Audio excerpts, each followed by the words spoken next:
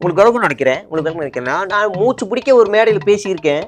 இறங்கி வரும் ஒரு வயசானவர் பார்த்து என்னைய பார்த்து கேட்குறாரு, ஏ சைமா நீ மாயாண்டி குடும்பத்தார் நல்லா நடிச்சிருக்க அப்படின்னு. எனக்கு அப்பயே தோணுச்சு அங்கேயே இருந்திருக்கலாம் அப்படின்னு. ஆனால் அங்கே விட்டு வந்தால் இங்கே நல்லா வாழ முடியாது, அது வேற இல்லை, அது வேற. அதனால போகலை. என்ன சொல்கிறேன்னா, நான் ஒருத்தரை நம்பி இருந்தேன், காலை வாரி விட்டார். பொழுதுபோக்கில் உங்களோட தலைவரை தேடாதீங்க, அது விளங்காது, நாசமாக போயிடும். புரட்சி என்னையை தேடு, போராட்ட காலத்தில் தேடுங்க. நான் போராட்ட காலத்தில் இருக்க மாட்டேன், ஆனால் என்னை தேடுங்க, என்னையை தேடுங்க. உங்களுக்கு விளங்குன்னு நினைக்கிறேன். நம்ம நாடு மட்டும்தான் தம்பி பின்னாடி இருக்கு.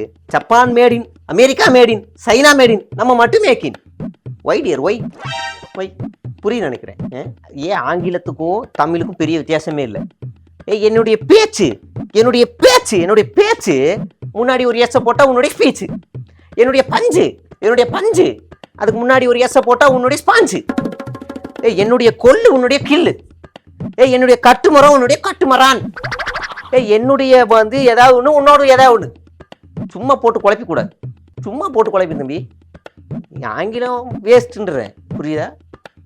பேசிக்கிட்டு இருக்கும் போது ஏன் இந்தி எதிர்க்கலன்னு கேட்கக்கூடாது. அப்புறம் எங்கள் ஐயா மேலே இருக்கவர் என்னை அடிப்பார், அது வேறு, அது பின்னாடி பேசுவோம். தமிழ் மொழி ஆங்கிலத்தை எதிர்க்கணும், அதான் எனக்கு கொடுத்த டார்கெட்டு.